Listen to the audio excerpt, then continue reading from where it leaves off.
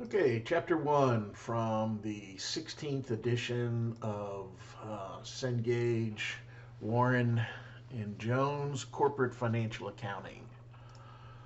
So, the first thing we're going to talk about is business. Business is any type of entity, and there are three separate types that take inputs, whether it's raw material and manufacture something, or it's labor and they provide a service, and then they produce a product or service that is sold to their customers.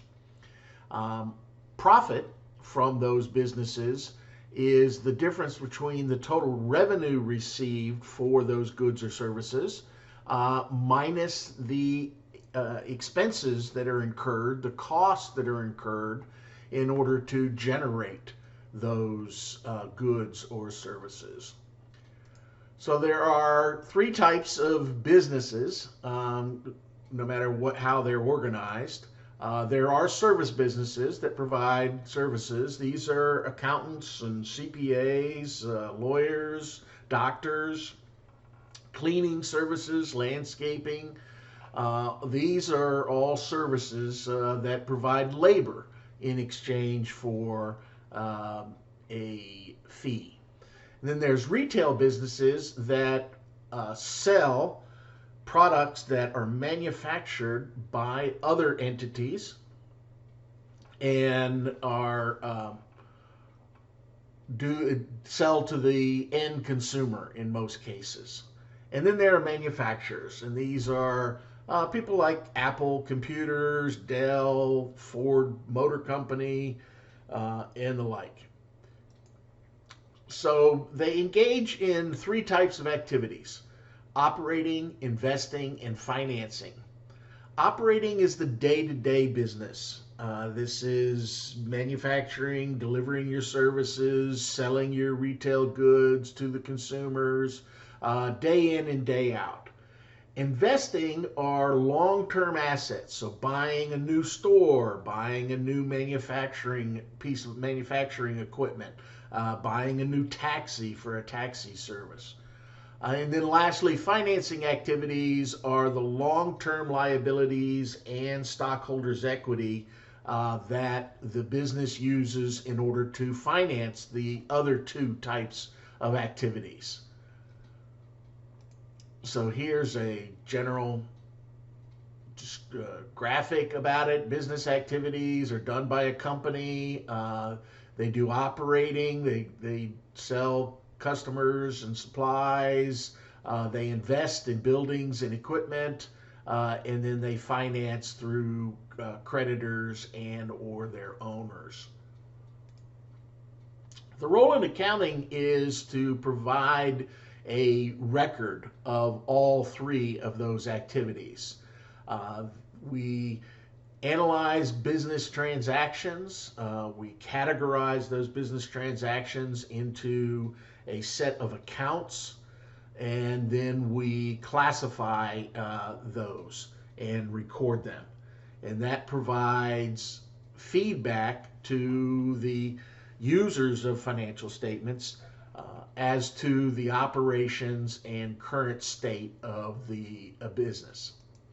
So here's um, we identify both internal and external users of financial statements.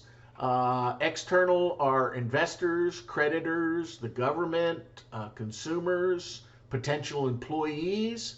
Future employees may use the financial statement in order to gauge the financial strength of a company before they go to work for them. And then the internal is the board of directors, the managers, the employees, and they all use this financial information that is produced by the accounting system. There are two main areas of accounting. The first one is managerial. This is going to be covered in Principles of Accounting 2.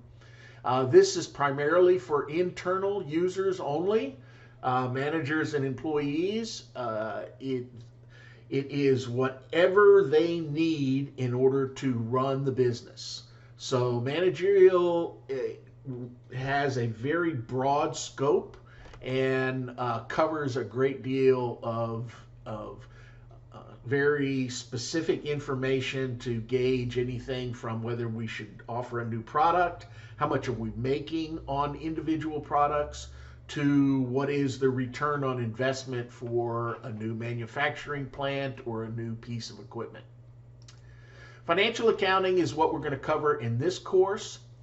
Financial accounting is a standardized set of financial statements that are provided on a timely basis in order for all users, both internal and external, to be able to make decisions.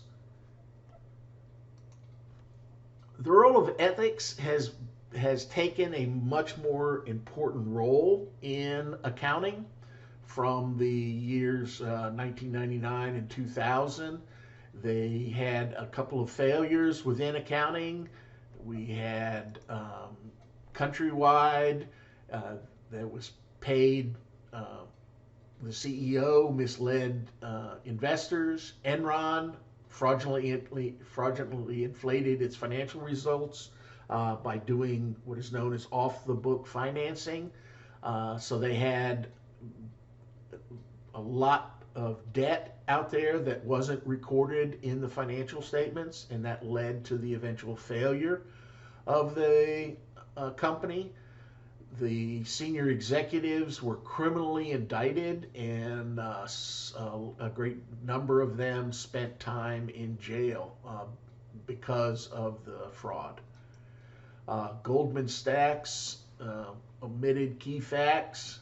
Wells Fargo was improperly opening customer accounts without their permission and charging fees on those. Xerox recognized $3 billion in sales early. These were actual sales, but they were recorded in a year in which they hadn't yet occurred. So as a result of these and other failures in accounting, the government stepped in and started monitoring accounting. They established the Sarbanes-Oxley account called SOX, which set up a new oversight board. We were self-regulated prior to this date, and now we have an oversight that covers the financial accounting standards boards as well as all public accounting auditing firms out there. So they also established standards for independence, corporate responsibility. There is now a mandated check of internal controls on financial information. And so the government stepped in and took a much more active role in accounting that didn't exist prior to that. The profession of accounting is pretty lucrative. There are accountants employed in almost every type of company and entity, both private and public. The demand exceeds the number, so it is a very healthy market out there.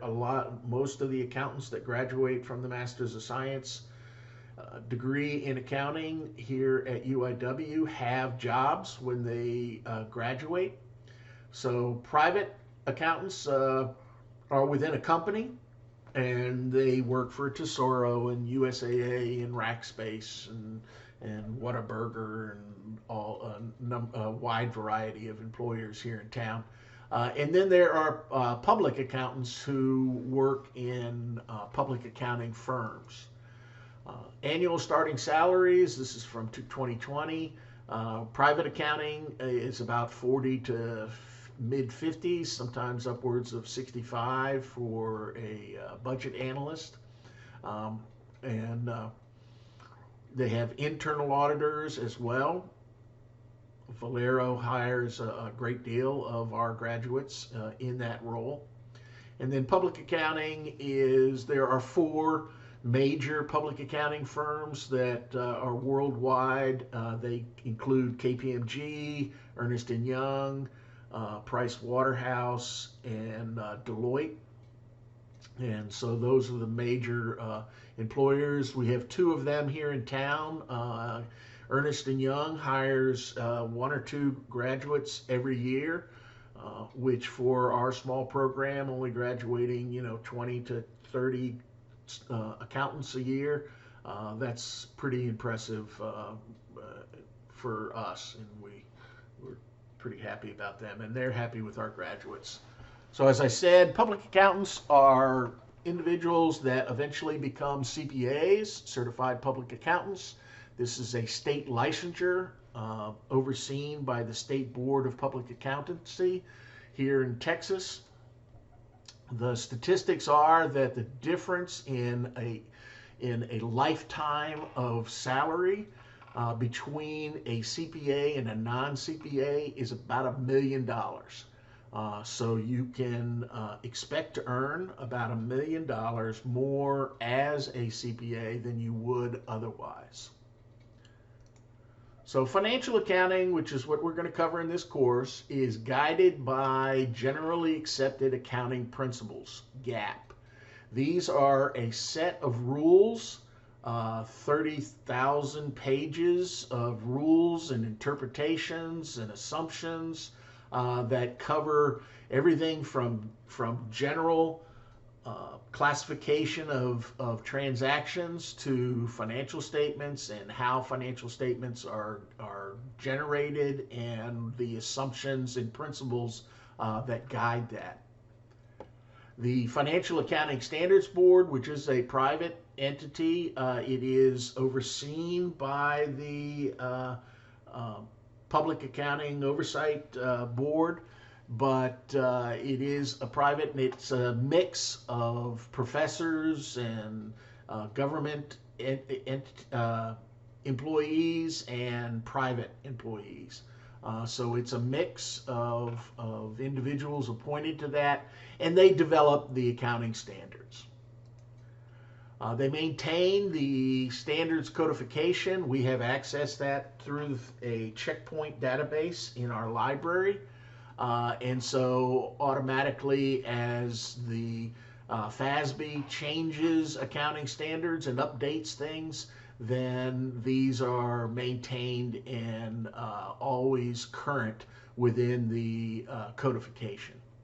The SEC is a government agency under the Treasury Department, and they oversee all publicly traded stock companies, anything that is sold to the public, and that includes bonds as well as stocks.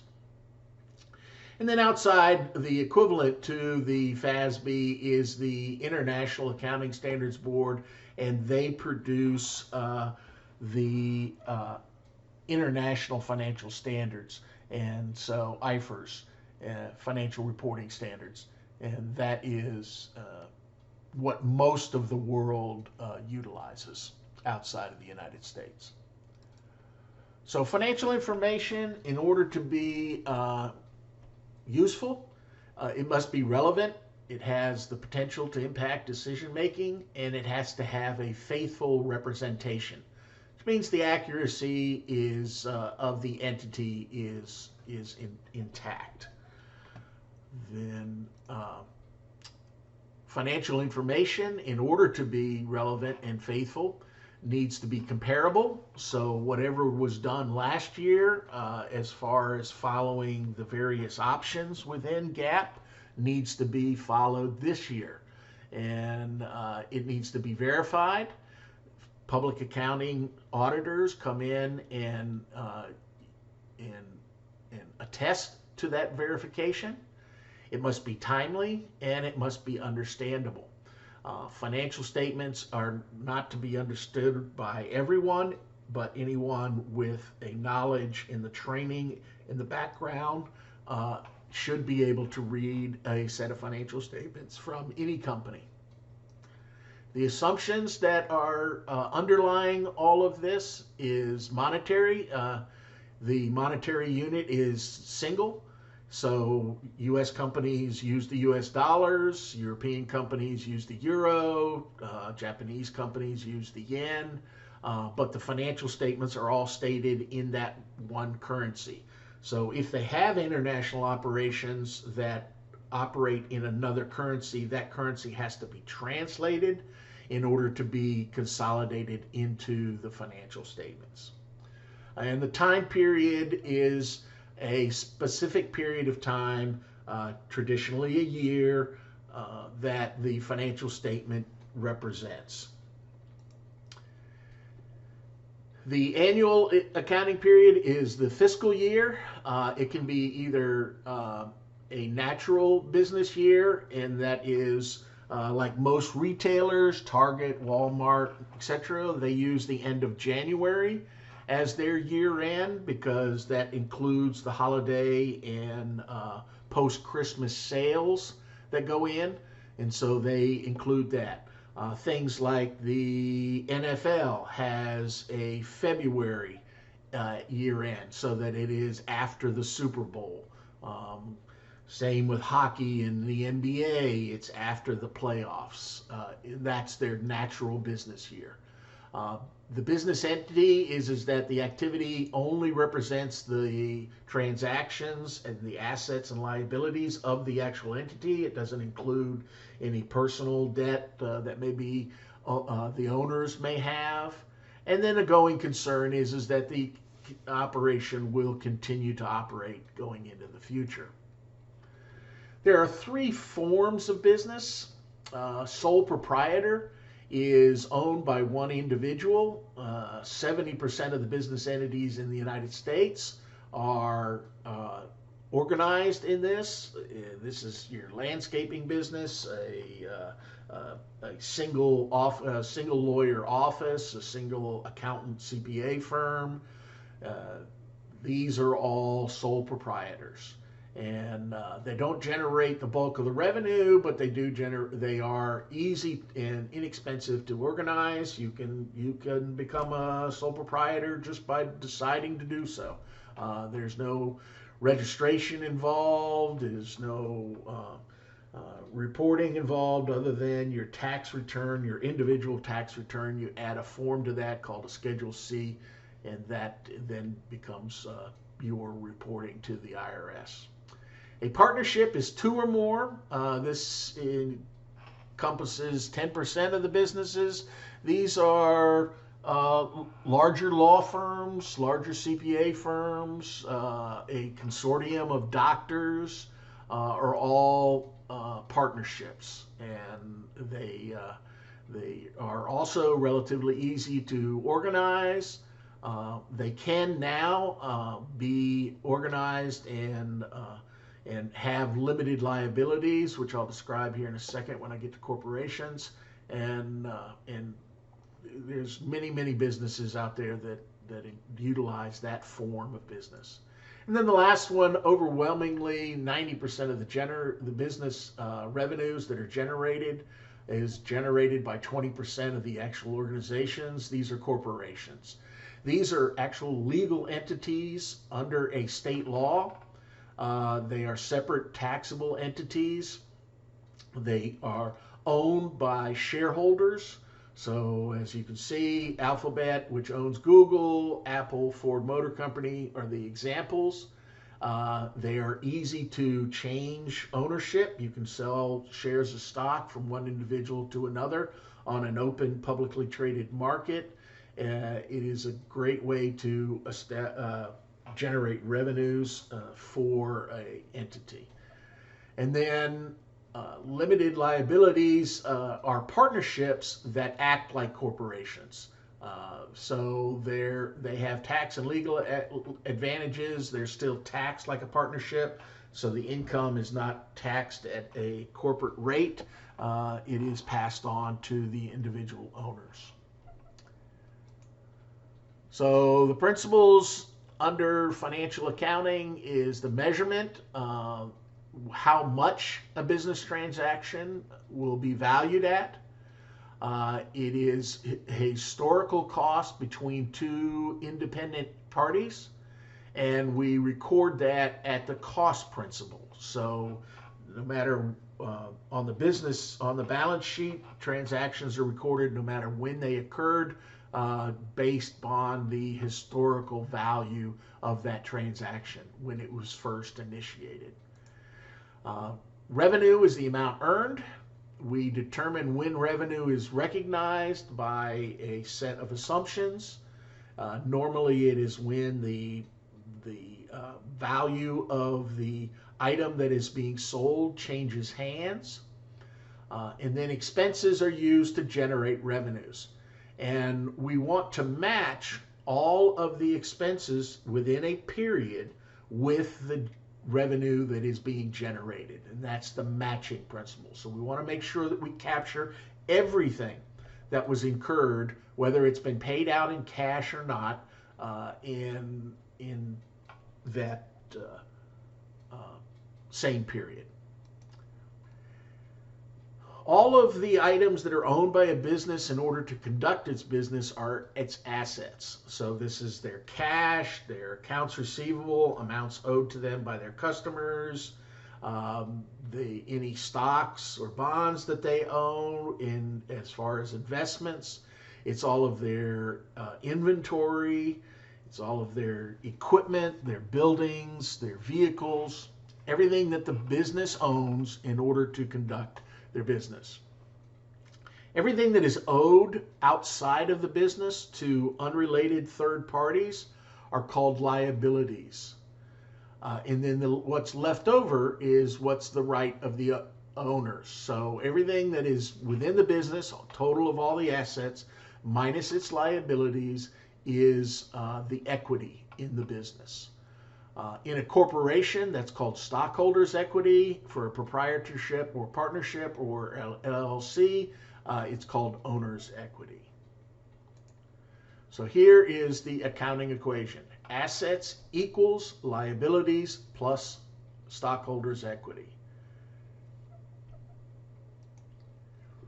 So a business transaction affects those three categories of in the accounting equation, and this is a business transaction.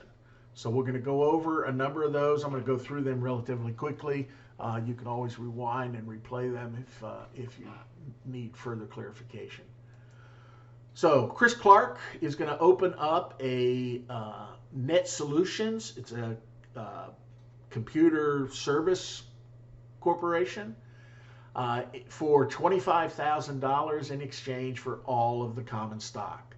So that's an increase in assets. Cash goes up $25,000.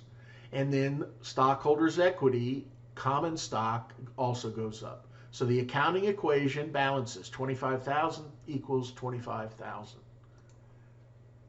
He then goes out and pays $20,000 to buy a piece of raw land for a future building site. So now the assets remain the same at $25,000 because the cash goes down, but a separate asset, land, goes up. So the total is still the $25,000 that equals the 25 in stockholders' equity. They then purchase supplies of $1,350, but agree to pay the supplier in the future.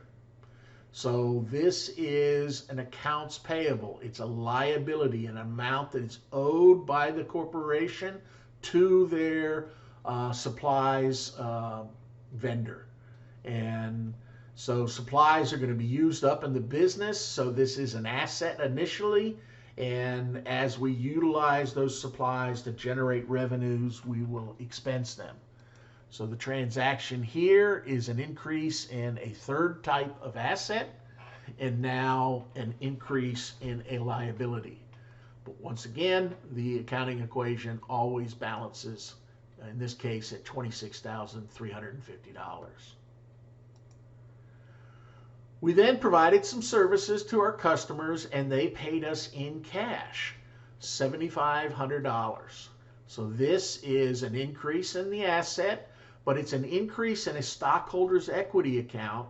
The two major accounts within stockholders' equity are the common stock from the sale of the shareholders to the shareholders, and then retained earnings, which is earnings that are retained in the business. So this is the net income minus the revenue minus the expenses, and this is a revenue item, so this increases retained earnings, which increases stockholders' equity. So fees earned is the revenue account that we utilize in a service business. If you were a merchandiser, you would create a revenue account called sales. If you were a landlord, you'd have rent revenue, or a bank would have interest revenue. So fees earned are either paid in cash, or they're rendered and an invoice is generated and your customer pays you sometime in the future. And that is an accounts receivable. Like an accounts payable, it's an asset rather than a liability. So then we paid wages of $1,125, some rent for $800, utilities $450, and then miscellaneous for $275. We paid all these in cash, so this transaction looks like a lowering of the asset cash, and then a series of expenses under stockholders' equity for the wages, rent, utilities, and miscellaneous. Then we paid creditors on account. If you recall, back in transaction C, we bought some supplies on account. Now we're going to partially pay off some of that liability. So the asset goes down, cash, and the liability goes down, $950. And then we went through and counted up the number of supplies. Of the 1,350 that we originally purchased, we still have 550 of them left on hand at the end of the month. So we still have this amount, which means we used up $800 in supplies expense, generating the revenue during the month. And then lastly, the shareholders received a payment back to them for $2,000. This is also a stockholders' equity, and as you'll see when we get to the financial statements, affects the statement of retained earnings, and this is in the form of dividends. So the summary of all this is shown on this chart. The accounting equation still balances. The total of the assets equals the total of the liabilities plus all of the stockholders' equity amounts. As I mentioned before, retained earnings is the equity created from the business through revenues, less any amount sent back to the shareholders. So stockholders' equity has dividends as a deduction, revenues increase stockholders' equity, and expenses decrease. All of those three accounts are combined into a single account called retained earnings. Bear with me, I'm almost finished. Financial statements are a set of standardized reports. They consist of 4 standard reports, beginning with the income statement, the statement of stockholders' equity, which in this course we're going to use the statement of retained earnings, the balance sheet, which is just an equivalent of the accounting equation, and then a statement of cash flows. Statement of cash flows is going to be covered in a chapter towards the end of the semester. So the income statement is a summary of the revenue and expenses, and it calculates net income. The statement of retained earnings starts with beginning retained earnings, adds in net income, then reduces that net income by the dividends to come up with ending retained earnings. And then the balance sheet is on a specific date. This is a snapshot in time of all of the assets, liabilities, and stockholders' equity. So here is the first month. It is for the month ending. All financial statements have a 3-line header, the name of the entity, the name of the financial statement, and then the period covered. So this measures activity, all of the fees earned, all of the expenses incurred throughout the month of November, and so it is for the month ending. So we had $7,500 in total fees earned. Expenses from wages down to miscellaneous totaled $4,450, which left us with net income of $3,050. So the statement of retained earnings is beginning balance of $0. We add in the net income of $3,050, and then we deduct the dividends of $2,000, leaving us with ending retained earnings of $1,050.